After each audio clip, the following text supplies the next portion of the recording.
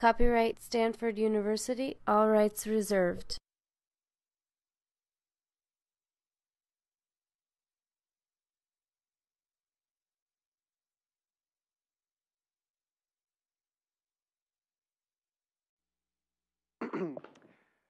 Good evening, everyone, and well, thanks for showing up. So this is, God, I've lost count. There've been so many, but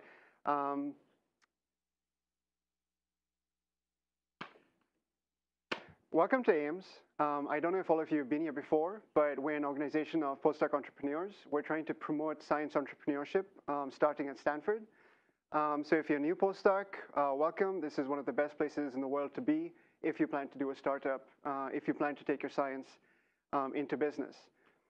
We have a tradition here at Ames, which is to start at least as many as possible of our programs with getting everyone to know someone that you don't know already. It's a part of our networking agenda.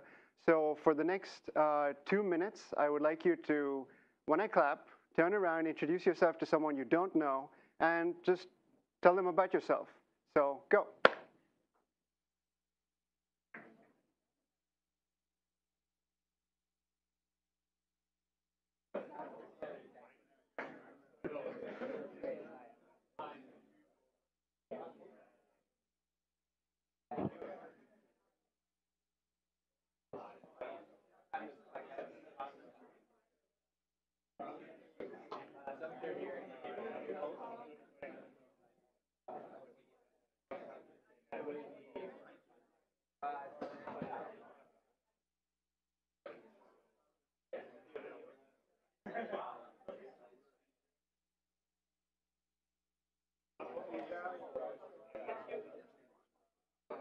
So usually from, are you like from Athens or? My dad from Thessaloniki, which is northern Greece, sort of, yeah, kind of up near the Turkey and that area. And but the family all lives around Athens, Piraeus. Now, I was born here, so he was. Yeah, yeah. So he came. He came here actually to go. My dad came here to go to school, and so he ended up at Cal. Yeah. And then I got born in Oakland, and we were supposed to move back, and never did. So your dad was here for a PhD or for like a? Yep. So was he also like in engineering or? He's a chemist, and then he physical chemist, and then ended up running research and development for Shell. Yeah. And yeah, it's just. Yeah. All right, everyone. You can grab each other's contact information now or after the talk. But I hope you enjoy that little session. So on to today's agenda. Now, some of you might already know exactly what you want to do after your postdoc. But if you were anything like me, you're probably thinking, oh God, I have a PhD. I'm doing a postdoc right now. I'm super specializing, or at least that's the impression that outsiders have of me. I might think about alternative careers, but I have no idea what to do. So if you think that you have a difficult decision to make with your postdoc here at Stanford, I'd like to introduce to you a man who had to make that decision when he was an associate professor at MIT. Imagine making that decision then. So that is the decision that this man made. And he went on into a very interesting career, not only in small entrepreneurship, small startups that he did himself, for example, Exa Corporation and PictureTel, but also to take a lead in large corporations and take the helm of large companies. For example, very recently, as the chief technology officer at Sun Microsystems, where he directed the company's $2 billion R&D portfolio. And from all of that, very recently, became the VC partner at NEA Ventures. So the man I'm talking about, of course, is Greg Papadopoulos, and I would like you all to join me in giving a very, very warm welcome to our speaker tonight. Thanks. I really are in the School of Medicine here. As I came into the room, it felt like, this is where you roll in the cadaver or something like that. maybe that's the history. Who knows? Hey, it's really is a pleasure to be here, and it's kind of this is I say it's a kind of a very fun and rewarding kind of talk for me to give, but the most rewarding part is really to have the interaction. So what I'm hoping to do here is stimulate you with sort of a range of ideas. And this is not a technical talk in terms of I don't have a particular agenda from a technology viewpoint. I want to talk about. There's this sort of blend of really how I see innovation happening. So this is a kind of a talk about innovation from a bunch of different lenses, and probably most recently from sort of the venture point of view. But I just wanted to kind of get a little bit of an audience sample, which is, sort of engineering, biological, life sciences, all that. Both? Yeah? Cool. Excellent. All right. So I will, I come out of the sort of inorganic swamp, if you will. And so, a lot of what I talk about and sort of the experiences and things are really coming from probably more specifically the IT industry in a big way, but I'm hoping that I think all this stuff washes together anyway, and we can have another conversation if there was wine at these talks or something. That could even be more interesting. Talking about whether what the future life is really. But okay, so as I say, kind of a conversation. I want to talk a little bit about sort of how I see, sort of some of the global dynamics, and this is a little bit of the world is flat sort of thing, but really, and what's happening. There's something I think pretty special that's happened over the last decade, in particular, about how you get your ideas out and how they get amplified. Particularly if you're making products, it's sort of obvious if you're doing something that's web related. So I'll talk about that. Sort of my views of why Valley is interesting, and we're sort of all here in the Valley, and some special sort of aspects of that. There is something about an idea stage model which I thought I'd put out because maybe put some things into perspective about sort of the kinds of activities that take place in universities and research institutions, and sort of the quality of those ideas, right? Versus those things that happen sort of in early stage startups versus, at a more mature sort of product development. So I really wanted to give, it's almost like an ontology around ideas and stage. And partly to do this is to maybe help you all put things into perspective, and maybe to stimulate some conversation on, if you have an idea or if there's something you want to do, what does that mean? And, what's the distance between the kinds of things you work on in a university and the kinds of things that people go make money off of and sell. And then if we have some time, depending on how it goes, I have some of my lessons from, kind of managing innovation, which is really more specific, but I'll see how it feels, because I really want to have time for conversation. Just a few words about me, and then I put together a little graph about me, which is sort of freaky to do, but I did, is on the next slide. No, I'm currently this NEA, which is New Enterprise Associates, which I accuse them as being the biggest stealth brand on Sand Hill Road, but they're sort of the first order of the world's largest VC firm, and most people have not heard of them.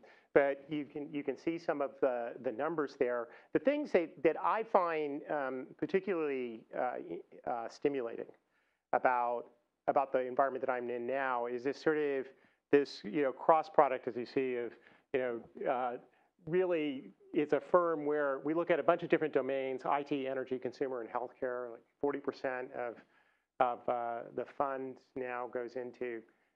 We have 11 billion under management. The fund we're doing right now is a $2.5 billion fund. It lasts about that many years, so it's about $1 billion a year or so of investment rate.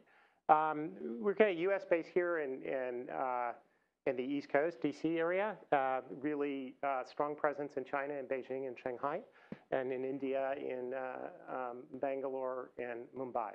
and then look at all stages from $100,000 checks to $100 million checks, and it's a really kind of crazy, a crazy range on things. And I would say for me that's great because that sort of feeds my ADD in some fundamental way, and I love the space.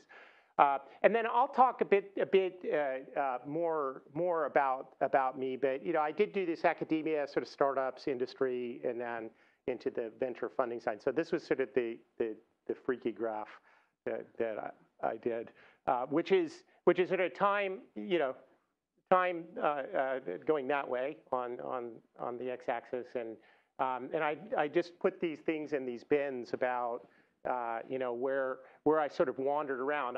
Just a little bit about me is that I UCSD undergrad, and I got my bachelor's and went out and worked. I could not stand to be in the university anymore. I was kind of freaking out. I had to build things or whatever.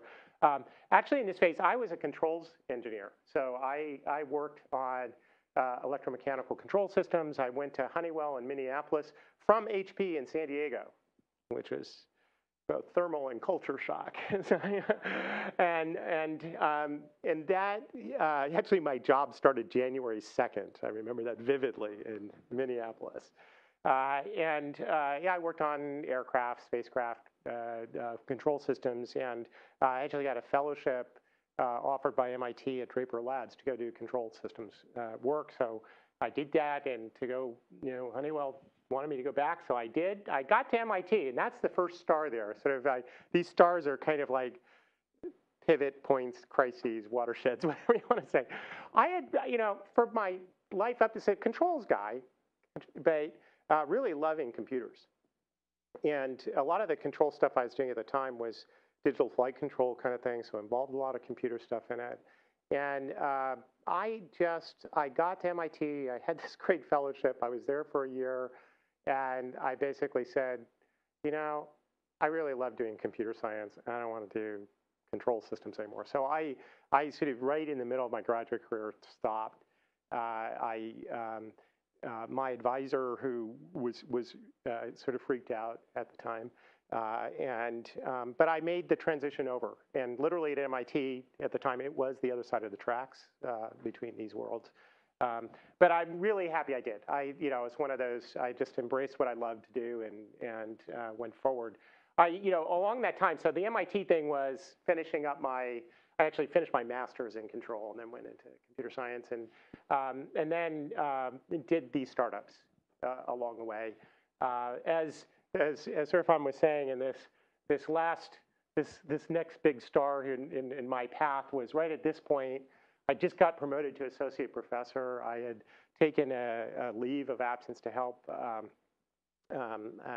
friends of mine at a company called Thinking Machines, which was one of the pioneers of massively parallel computing, and Danny Hillis, and just this incredibly rich place to be. Really enjoyed that.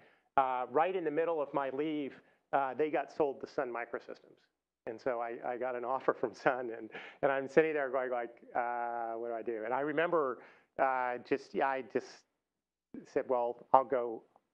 You don't get many opportunities like this. I'm going to go out. And I remember coming back to the faculty lunch, saying what I was going to do. And this was 1993, 94, and basically people saying, well, don't you know Sun's dead, right? Okay, I'm going to go. That was quite a ride. And for people who don't, people know what Sun stands for. There you go. And so, the spin out of Stanford, basically Andy Bechtolsheim and Bill Joy from are the two from Berkeley, the two intellectual foundations, and really got to ride sort of the Web 1.0 stuff was built on Sun, and we enjoyed that ride. The ride down to being acquired by Oracle was a different experience altogether, but actually I could spend a whole talk on that.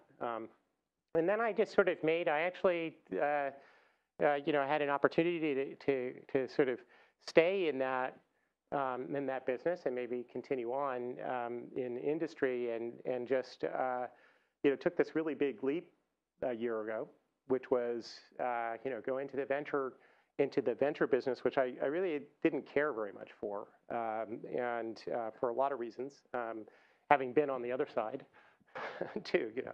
But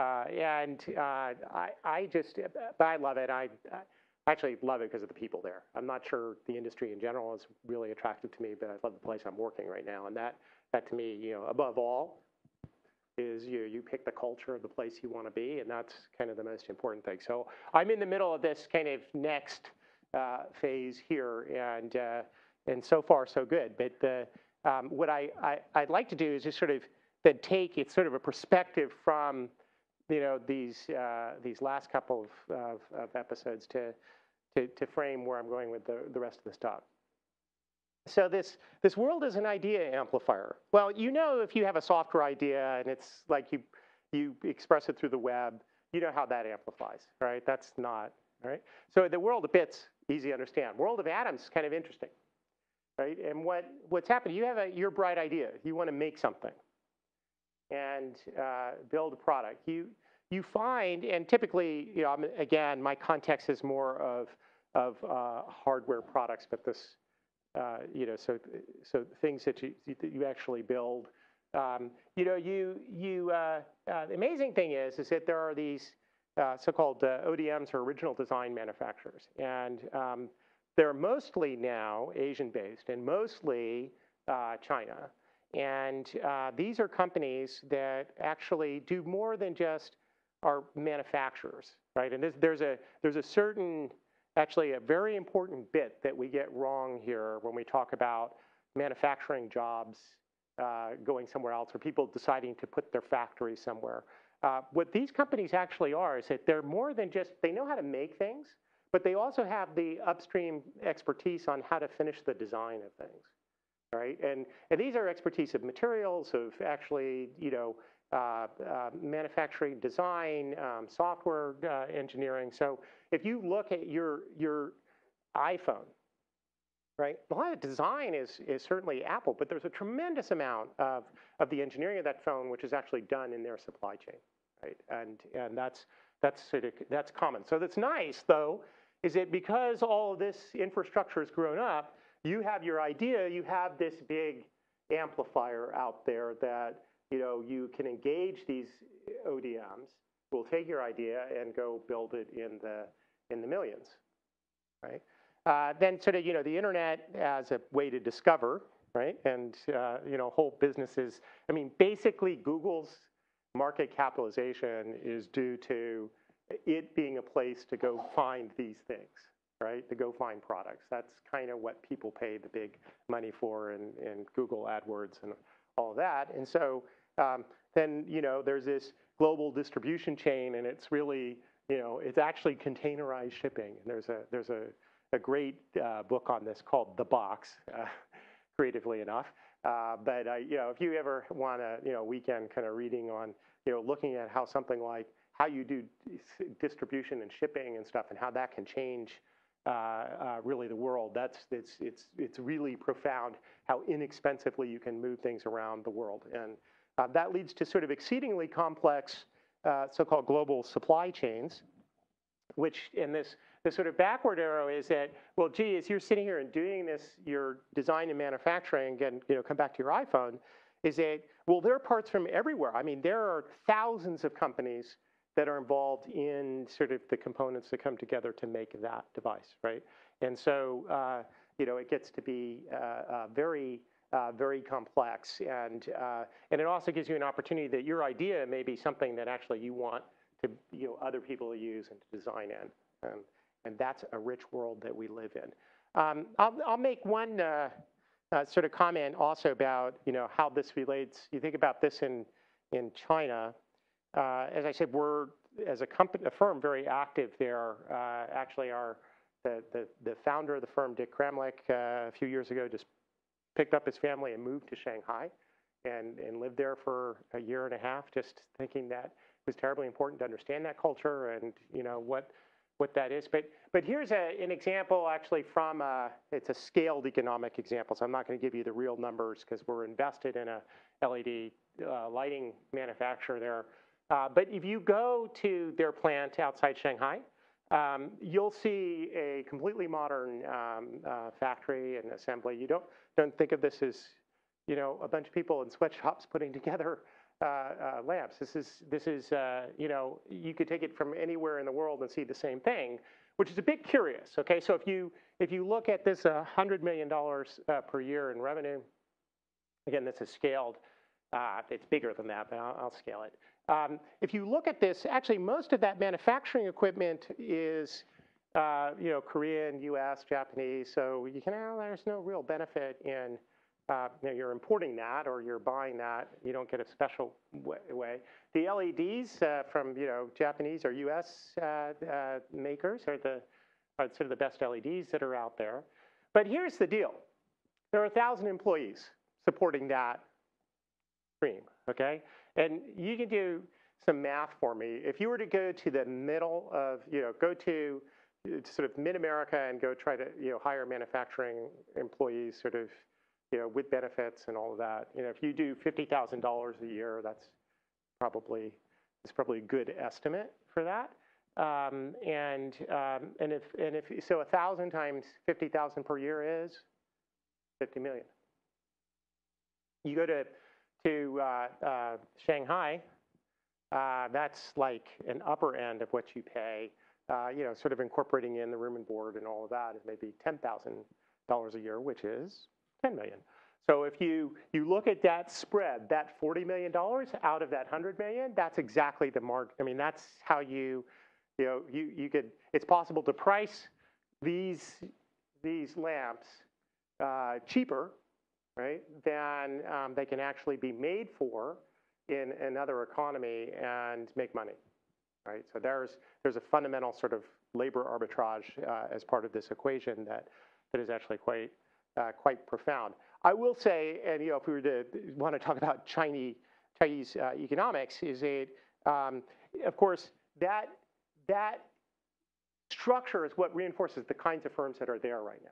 Right? And what are you going to be successful doing? So now if you're back in the Valley and you're thinking, what do I do? What you probably don't do is become a manufacturer, right? You want to be somewhere else in this big idea chain, right? And actually, I find, and I'm a big optimist about this, looking from sort of, if you will, if you pardon me, sort of a California-centric view of the world, but actually, certainly in information and communication technologies and a lot of biotech, but in ICT, there's been this increasing concentration of sort of the idea flows from California sort of outward, and you know, this amplifier effect.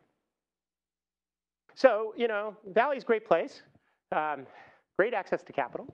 That's me with all the money now, right? You can I love my job because I used to be at one point responsible for 10,000 engineers at a various level of responsibility. But you know,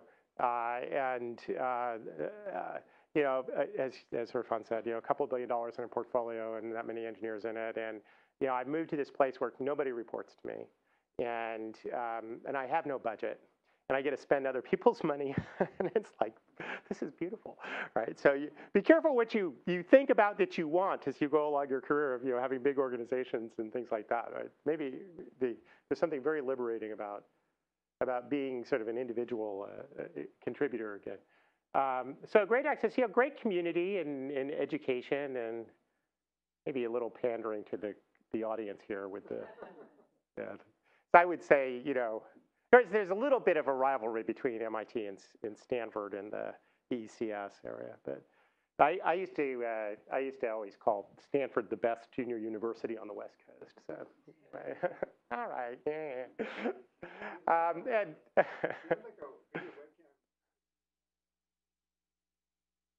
oh yeah, is that? Oh, lovely. I think I actually like that idea. I like connecting spaces with, you know, full-time. And this is really important to me, I think. This is an awesome place. But it's not, as I said, it's not this web thingy.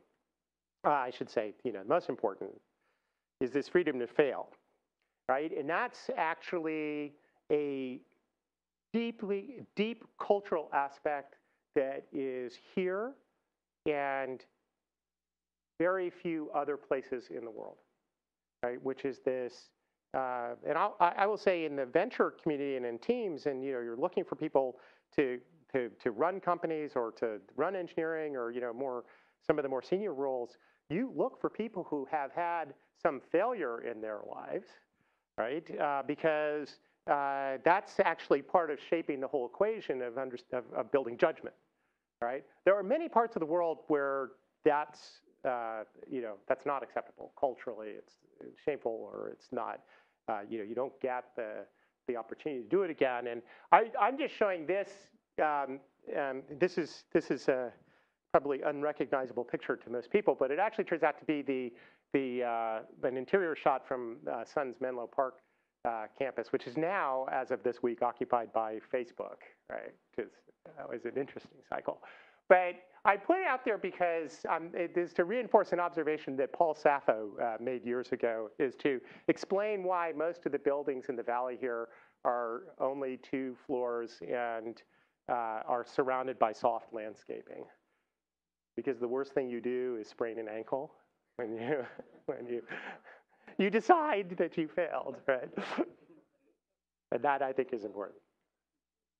So it's, I say it's not just a web thing. I put a sprinkling of companies that are NEA investments of sorts, but things that are happening. There are companies working on fundamentally new transistors. That will make literally half the power to maybe a tenth of the power of electronics that you carry around. That'd be pretty profound. New kind of car, Fisker Karma. If anybody, maybe outside of most people's affordability, but that's a very cool new electric hybrid car. People probably know Litro, a Stanford spin out. I had the great fortune to be a technical advisor at Litro, and it's really a fun company. Doing great things with computational photography and all that. Just very recently, another company in our sphere got a lot of money doing out of Mountain View, NeuroPace, doing a new kind of epilepsy treatment. So it's, there's a wide range of things that go on, and this is really a small sampling of things. Okay, so what I wanted to do is I was talking about this sort of ideas, trying to put maybe ideas that you have, or the kinds of things that you work on in the context of in a university environment mostly. And then how that sort of stacks up into this equation. And I try to organize these things in, sort of something about idea maturity. So this is what are the activities that people go do, and then and be patient a bit, because I'm filling this out to give sort of a little bit of a model for you to understand. I think what venture investing is and versus what it's not. What I think universities do versus not. So you have these sort of idea stages. They're classically people talk about something that's in the labs and it moves out into development and then moves into product sustained engineering. And there are these life cycles of technology. I don't really believe that. I don't believe it as there's some strict waterfall or handoff for things, and I'll show you actually why I think that's a detrimental model. But nonetheless, you can tell me your idea and what you're working on, and I'll put it in a category for you, right? And let you know where you are, right? And in the following sense. What I like to look at is sort of what kind of outcome would you find pleasantly surprising, right? What is, you finished the thing that you're working on, and if you tell me that, you got really excited because you just showed something is possible that people didn't think was possible before, right? And you're working on this exploratory idea versus, if you said, what, we knew this was possible because people had sort of demonstrated it. We've seen it in the literature, maybe some great dissertation, went and showed us this, but we didn't really know it was practical, right? Could you go actually deploy this, build this, you understand it, maybe it's a new therapy, does it actually work, in the population, with all the variables and ugliness out there. And, that's advanced development, right? So when you're a sort of nice, surprising outcome, right, from advanced development is you knew something was possible, and now you say, you know what, this is actually practical. We can actually make this happen. And for product development, you want to be nicely surprised all the time, right, or most of the time, that in fact all of that is profitable, that it's not only practical to do, but you get it out there, you can actually make money, right? And this kind of, I wanted to tie back together sort of this idea of failure. I always debated a long time about, how do I present this? Do I talk about, success rates? But I think it's important to talk about failure rates, because failure is, as I said, is really a terribly important thing, right, to iterate off of. And so in exploratory research, you better be failing more than half the time, or you're not pushing hard enough, right? There should be some rate at which you're really getting negative results. And any Black Swan fans in here, but it's a great read. But that's basically, most results are negative results. We just don't know how to publish those things very well. We don't know how to talk about them well. It's really a shame, because I think the corpus of our knowledge would grow much better if we had, you could go on tenure track for, publishing negative results. I think actually it's very important. Like, don't do this. In fact, I've done the experiment so well that you should know you shouldn't do this, right? But advanced development, less than your failure rate ought to be under half on that, right? That it's somewhere around there. And for product development, 4 out of 5 of the things that you actually go do, you're hoping will turn a profit in the market. That's at least at big companies. If at Sun, that would be an equation that we'd like to do. I would say at the top one, and having run, been responsible for the laboratories at Sun as well, is I really would like the failure rate to be even a lot higher than 50%. There's just a psychological, emotional aspect of that too. You can't, ask people need successes too in their lives, right? You need to be able to feel that. And so one trick, and one that I thought was Dave Liddell, who ran interval research and was at Xerox PARC back in the day, had this, I thought, a really great formula at Interval, where the principal investigators there would always had 2 projects that they had to work on, right? And the advantage of that is that you could go, if you killed one, right, you say, okay, I'm stopping this one.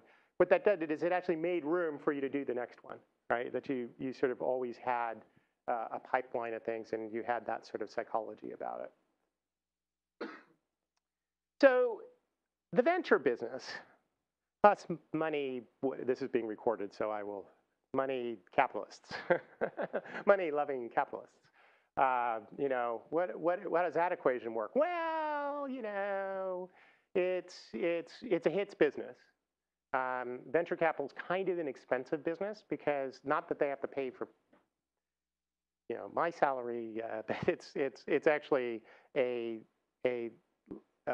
there's a lot of work that goes into doing investments and maintaining them and things. And so you get this calculus that what you really want are things to be wildly profitable, right? That you're looking for things, you're looking for the next Google, right? That thing that really takes off. And so why is that too? And I'll say there's a little bit of a interesting other way of looking at it, which is that the venture world sort of gets into this place of it being a hits business because that's the model that they have and that sustains. But it also turns out for an investor, that's probably the best place to be. And as an entrepreneur, it's probably not, right? That as an entrepreneur, in other words, what's going to happen is that failure rate to a venture capitalist is going to go way up, right? We're okay, but only 1 in 5 companies actually become wildly profitable. That's okay. That's actually pretty good, right? And so you're willing, since those few companies account for most of the returns to the partnerships, you're willing to take a lot more risk sort of further down this pipeline. Now, that's a good thing, right? If you look at it from an overall point of view, right? Taking more risk and generating those returns, that's how we go create Facebooks and Twitters and Genentechs and the like. But at the same time, from an entrepreneur, right? Your particular probability of a wildly successful outcome is actually pretty low, right? So this is always a business that the risk diversification works better for the investor than for the entrepreneur. Now, I used to think, probably until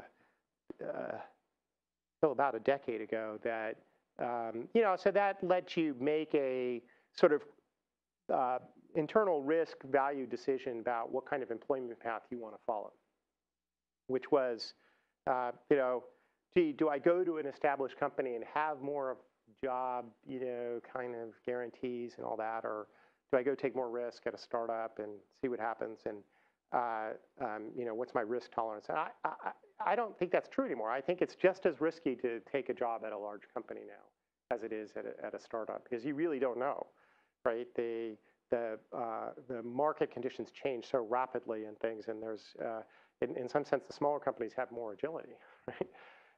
And the big companies are more than willing to lay people off. So I don't think it's that job assurance that we used to think about. So we can talk certainly more about that if there are questions about it.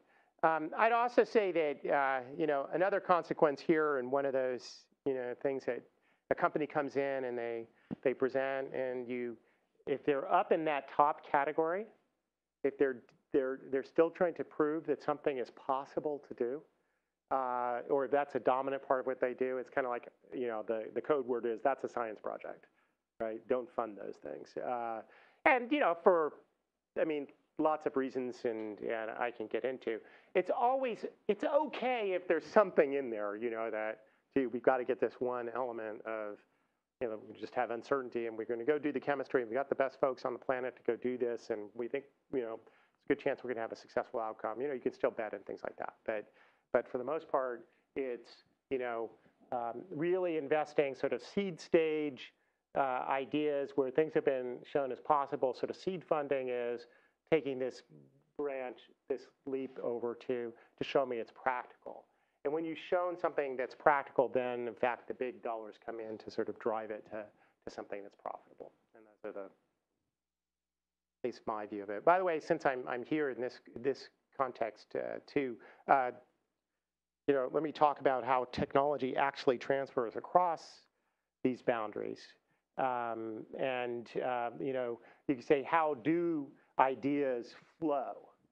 And they flow both directions, because you're doing your product development, you may really want a new material for something, or there are a lot of things why I think this is a cycle stuff. But Dr. Jim Mitchell, who ran Sun Labs for a number of years and a Sun Fellow, had this great aphorism. He said, technology transfer is a contact sport.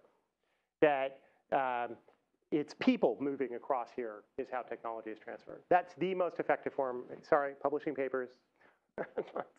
That's not the big mode, right? It's finding you all who have that stuff in your heads.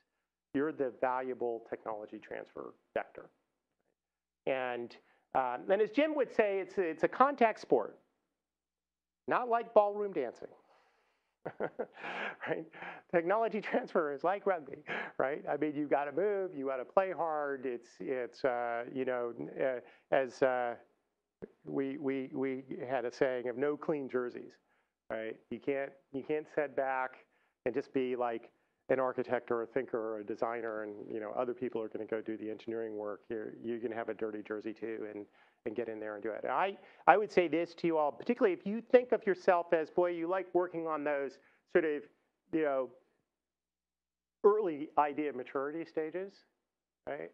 I strongly encourage you to get a dirty jersey, right? That if there's something in there that, it's got to be interesting to you, right? To have some passion around, but follow it down all the way to product development, and be on a product team. Know what that's like, and experience it. Experience customer delight and customer hate, and and it's I'll tell you, for me, it's playing across this whole space, but wow, there is no bigger rush for me in my career than seeing somebody use a product that I had designed. It's just kind of like, this is so cool. And yeah, I'm going to cry. Okay, so people must move. Just as a, as I was coming back to this, I wanted to say something in the university context, is that, this is what I think, a little bit of a political lobbying thing. This is really what I think universities are all about, is really fundamentally, right? This is the expertise in the domain, and companies that try to go do that actually have very expensive hobbies, right? And so I really think that's what we ought to be doing with our federal dollars, and other places, is stimulate marketplaces by buying things. I think is another place.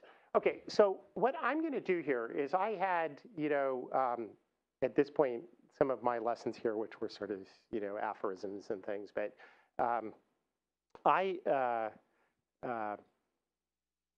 would like to just kind of pause here around a conversation. I can go through these quickly if you want to high bandwidth. Go? Okay, you don't know. Whatever. How are we doing on time? Yeah. So I'm going to pause here. I can always go on if you all are. Yes.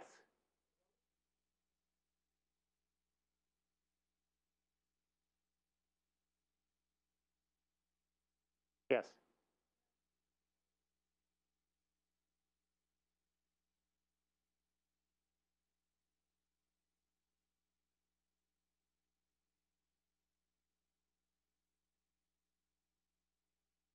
So if I got the question right, that it's the execution risk, and I'll go back to this.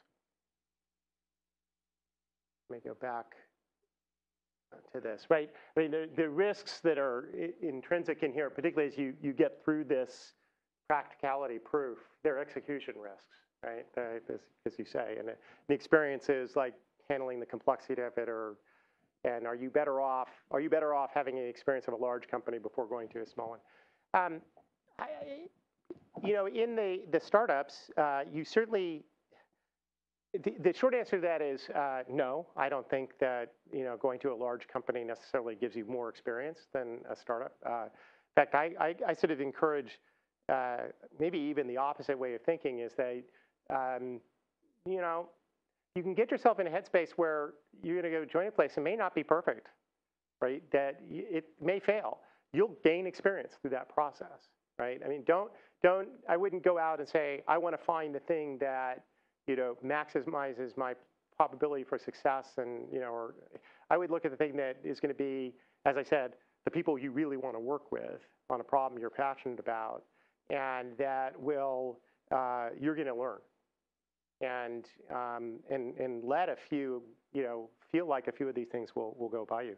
I think the thing that large companies have that I really enjoy, and I miss in the startups that I work with, and work with some pretty large-scale startups even, but a large company, if you're at any established firm, they have their own built-in amplifiers, right? They have amplifiers of how do you get a product to market, how do you sell it, how do you service it, how do you support it, how do you actually run the books at the company, things like that. And those are really hard to reproduce, right? So a lot of the execution risks in companies can be like, oh, I got to go build a sales team.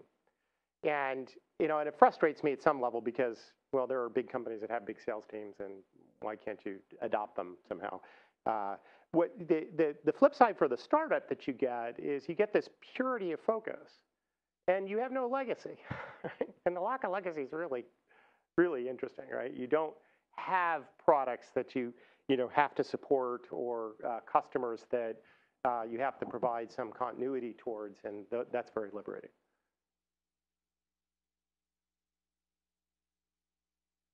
Yes.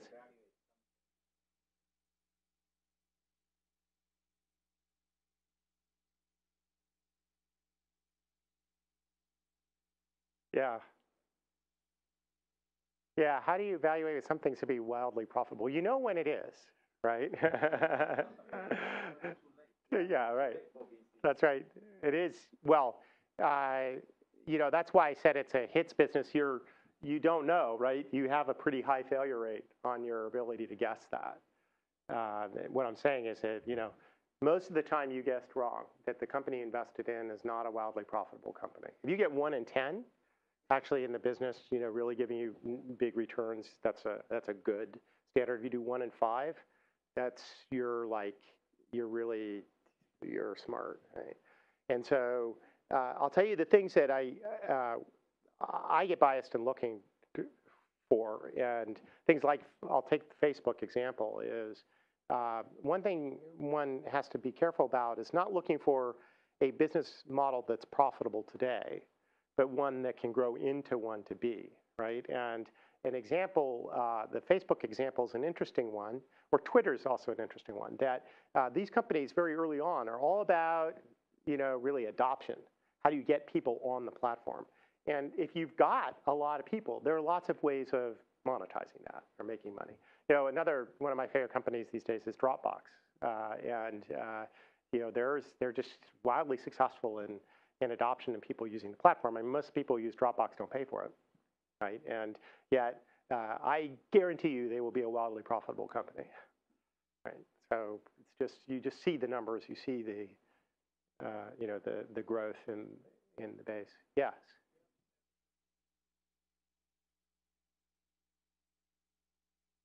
Yeah, so counterexamples to that, there are lots of ways of getting lots of adoption and not knowing how to make money off of that, right? I think I'll give you an example from our own, from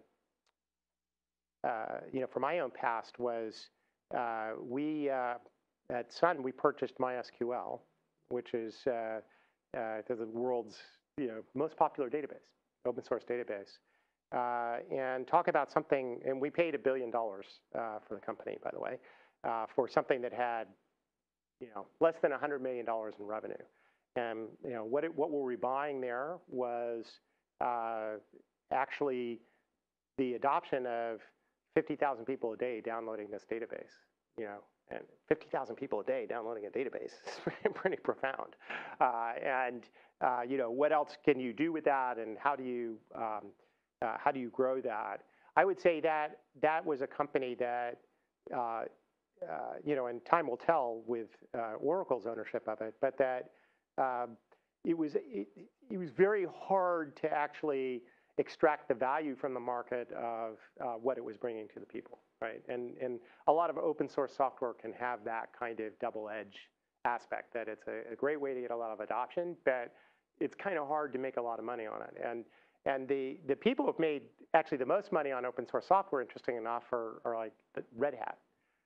That's really not about writing about the software itself. It's about the distribution of somebody else's labors, which is a fascinating business model. And they do it very well. As I said, they obviously add value to people. But yeah, it's really easy. Another thing you have to watch out for, and this is another thing you look for in these models, is that you can buy customers, right? So there's always a cost of customer acquisition, and if you're spending ahead of the market, right? You can give people gift cards, and they'll buy stuff from your store, and yeah, it's kind of a going out of business plan, right? Yes. Yes.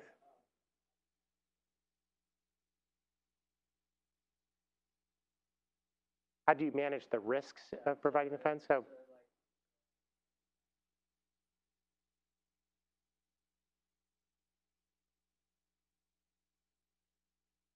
Yeah.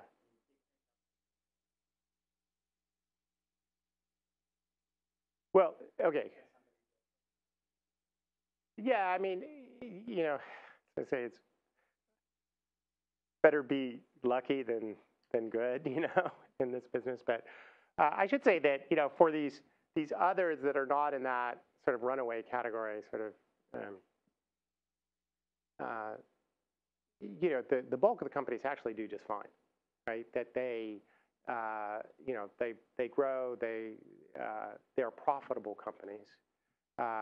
There's a fraction of them that fail, and just you basically have to shut the doors on that. From a venture practice is you're both lucky and smart, and whatever your investment thesis is to try to pick those out, and then there's a selection process. I mean, I don't know all the numbers off the top of my head, but there were well over 1,000 venture firms at the peak in the late 90s, and there are a few hundred today. So you have that kind of selection process. But also say, and this sort of reinforces a firm like NEA, is there's risk diversification in numbers, right? So you do a lot of investments, and that's helpful as well. So what NEA's strategy is to do a fairly sizable number of investments and actually own large percentages of companies. So to go deep, it's a very big fund. So try to own 20%, 30% of a company over time. We may be investing tens of millions of dollars into that company to hold that position. And then it helps, the firm has north of 10% of Groupon right now, and that's not bad. Yes.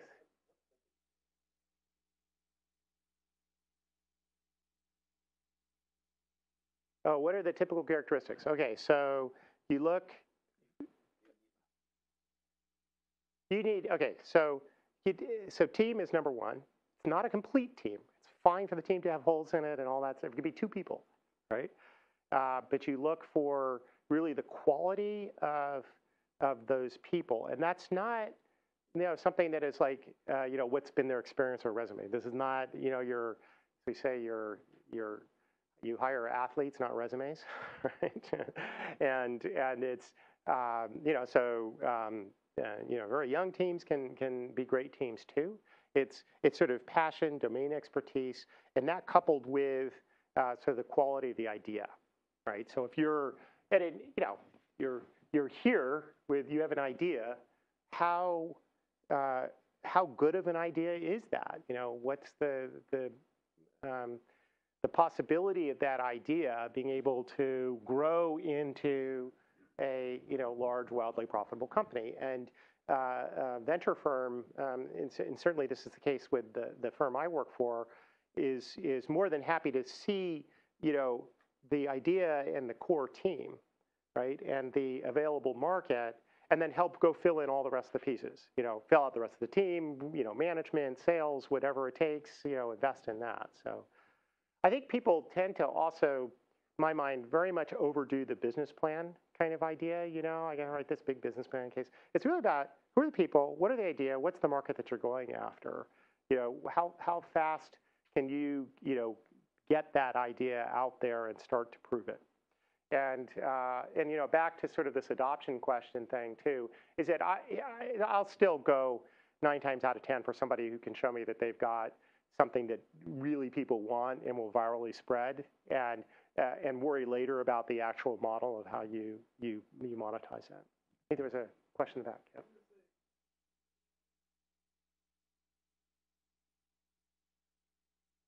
Yeah.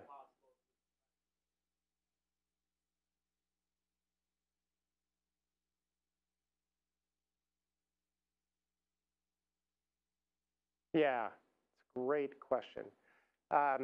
It's always sort of a dance in things. I think IP protection is as important to the venture capitalist as it is to you, right? That there are I'm sure there are unethical firms. I don't know of any actually that behave this way, but who want to take your idea and move it over somewhere else or something. I'll say at NEA we have a very strict sort of guideline about even before entertaining a company very deeply at all, is we check to see if it conflicts with an investment we already have, because you just don't want to have to worry about contamination and ideas flowing across. And I'll say in the venture business too, is that you don't I can't sign an NDA for every company because it just doesn't that doesn't work, right? It doesn't scale. So doing the patents, and if you have trade secret stuff, that you can keep that secret too, right? You can show the outcome of something, or demonstrate something without have it independently verified. You don't have to give away a secret step if that's a case. But then go through a process, I think, of trying to find people who you have some trust or relationship with, and try to work it out and get the idea out there. I think doing it too early, if it's a pure idea, right? Those have advantage half-lives of 6 months at best in this business, right? If you thought of something and you've just thought of it, you're guaranteed that a lot of people will have thought of it within the next 6 months. So, you kind of want to act on it. If you're dealing with something that is like, one of those, it's possible and it took many years to get this result out, you're in a more defensible position in terms of how you go, and then the quality of the IP behind that. I will say that put a little advertisement out for NEA and other companies certainly, but we run a pretty aggressive seed program that we look in and doing things at this level. When I say seed stage, this is like under $1 million, and so if you sort of find something that kind of fits into that, we've got this thing, we really want to go to that next practical proof step on it, or want to see people are going to buy it, or whatever it is, and we can sort of run that experiment for $1 million in 12 months or something out in there. There's a lot of people who will go invest in the right team and the right idea for that, right, and not have to go too deep into it. If there's someone in the audience, let's say, yeah, or who has an idea, give them any advice.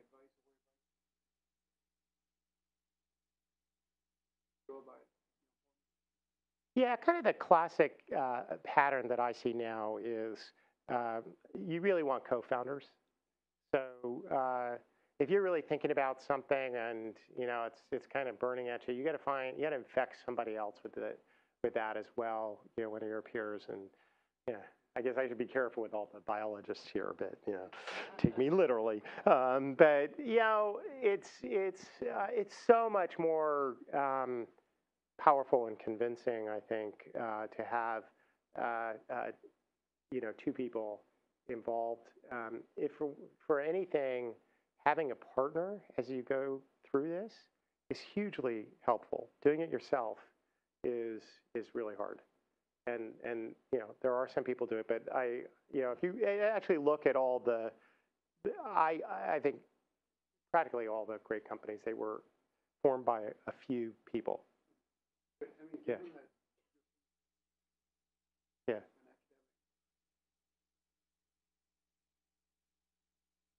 Yeah. How would you advise them? How did you find that? Well, that's kind of hard. It's like asking me, like, I'm single and I want to date. Yeah. What do you do? I mean,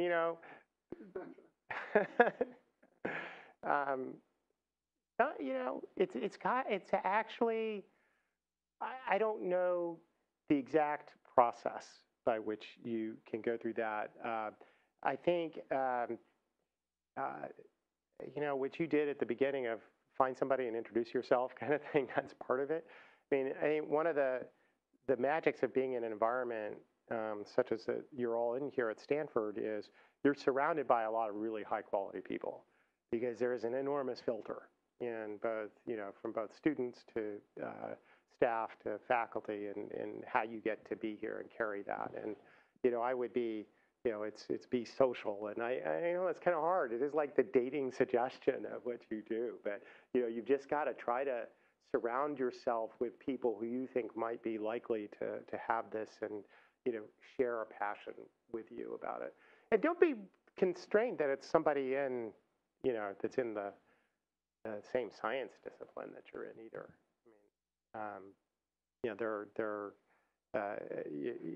Complementary strengths for these founding teams are really important, right? If you looked at Sun, there was, so I guess the history there was really McNeely and Bechtelsheim and Vinod Khosla sort of getting this going, and they went and recruited Bill Joy out of Berkeley.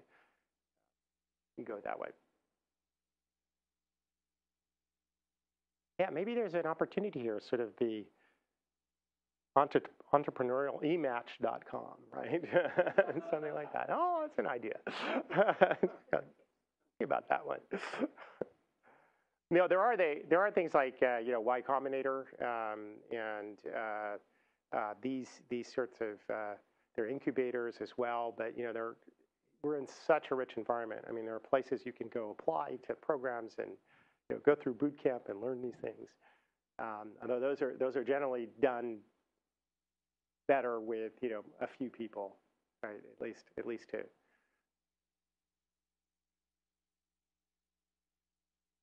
Good. Yeah.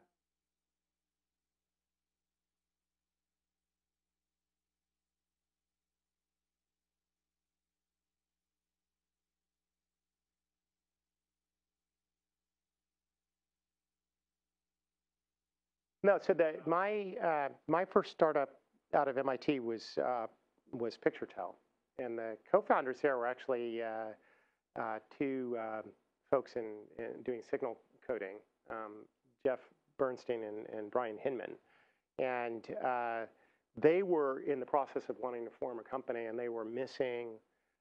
They needed somebody to go do the system design, the actual computer codec signal processing design that would go do their video coding. It's video conferencing was what they started. People heard of Polycom? That's the company that Brian spun out of PictureTel essentially and did that.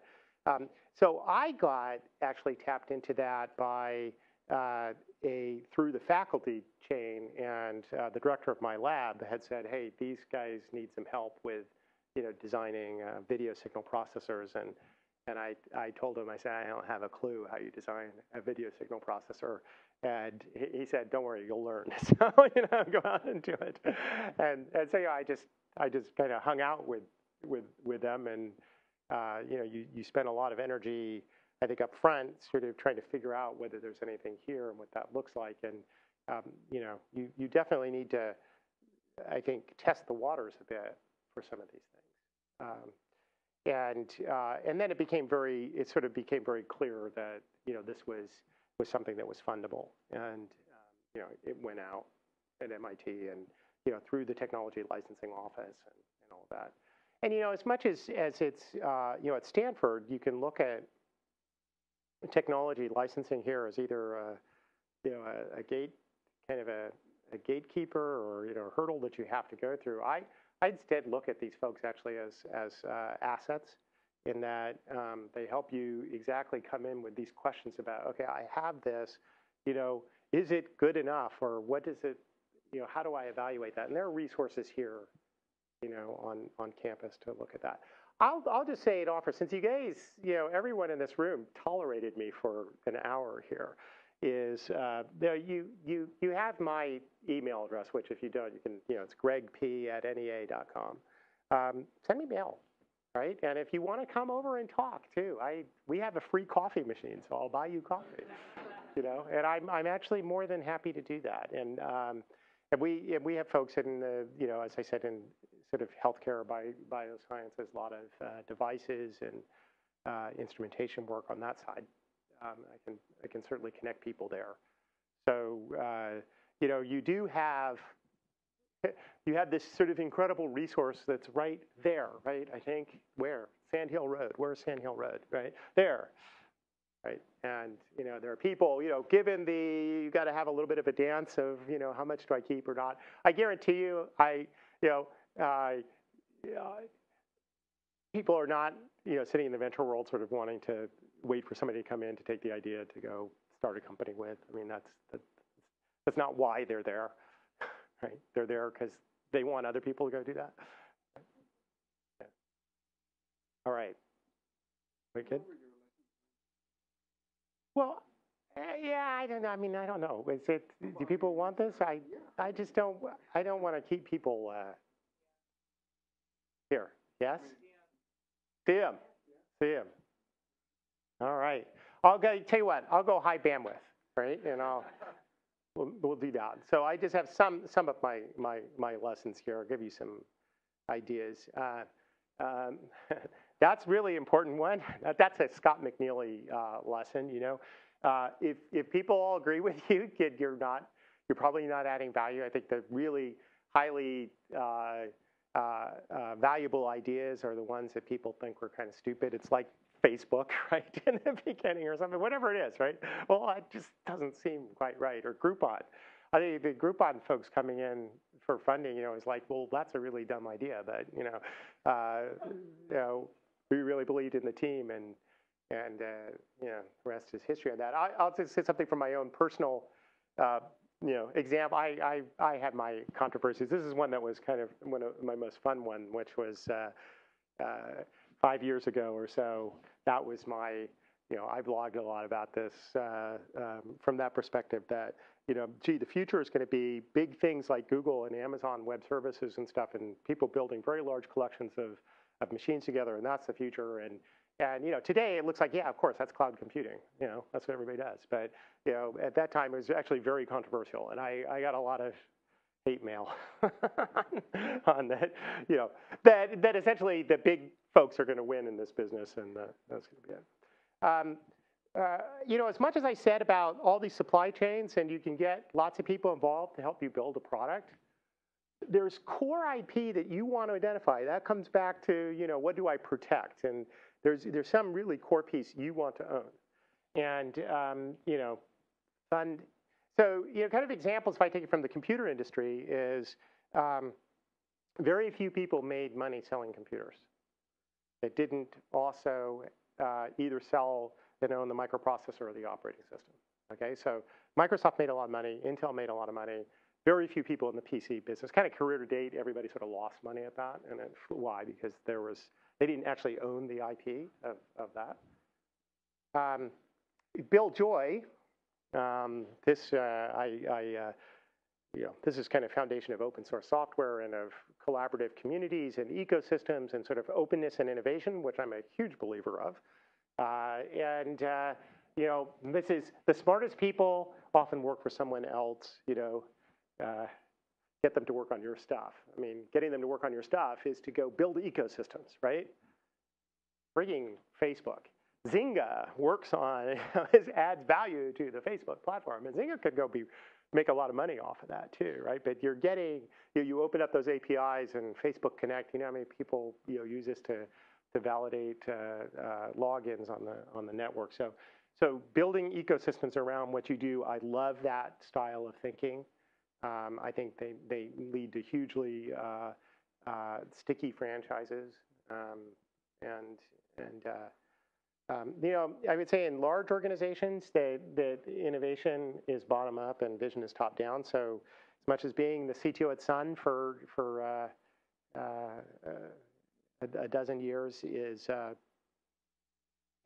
the really innovation the real innovation came out from the leaves. It were the individual engineers, and I always felt that the role of management was to sort of provide a magnet to allow that, those ideas to come out of the organization, and what vision is, right? So I do believe in certainly a technology sense of, at more of an executive level, you set vision. Vision is actually constraints, right? It's the Jersey barriers. Like, go innovate within here, right? But don't, we're in the computer business. Please don't go build defibrillators, right? And that's sort of the constraining thing. As I said, one of the things I really enjoy about my job now is that there are no Jersey barriers, right? So we do invest in companies that build defibrillators and also fusion power plants, and it's really wild. Okay. Title is not entitlement. People often, and when I talk about career stuff, I say, well, how do I advance to the next level of title? Gee whiz, just because you have a title on something doesn't let you say that, direct people to do things. I think that's a very old idea in business, that you really, your authority should flow from influence. That, I always thought as a manager too that I worked for my team, right? That I was there in service, because actually in management you're overhead, right? You don't do anything useful. The useful people are going and building things, so you're there to do that. One of the management functions is this one.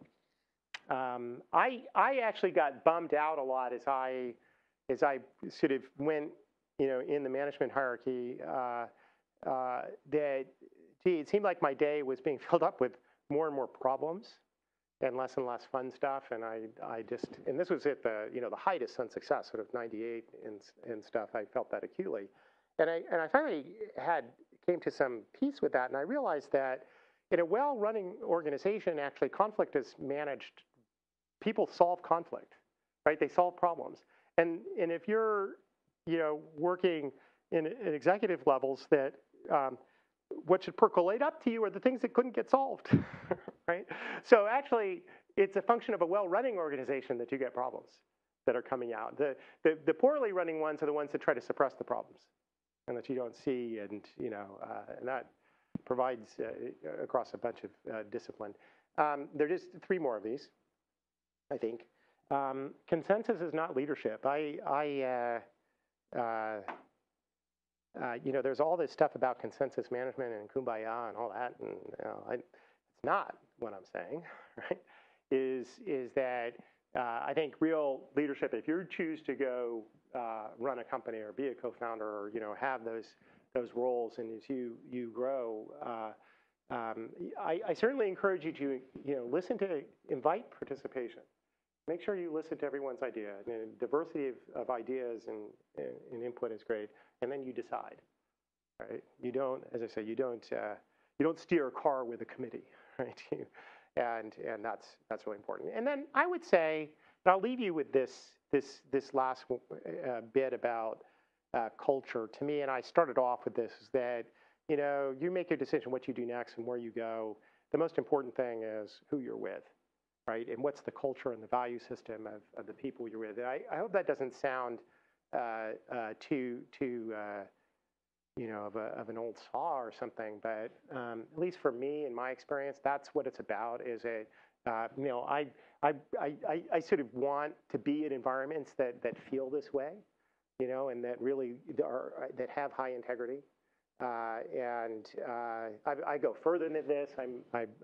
I believe in very inclusive environments. In addition, but I think it's just you, and particularly as you go off, and if you decide to do the small company route and begin there, you have a lot as a founding team. You'll have a lot to do with the culture of the company, and set that culture as high integrity culture. So that's the end. Thank you.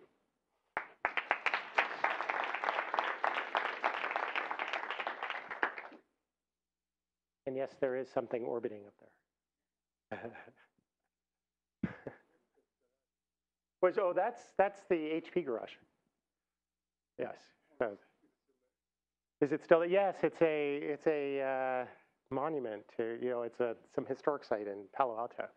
You should have a field trip to see the garage. Anyway, I do anybody certainly invite folks. We can break up now, but if people want to continue a conversation down here, that's fine. And yeah. The session's over. You're free to. Yeah. But if you have questions to ask, you're welcome. Okay, thank you.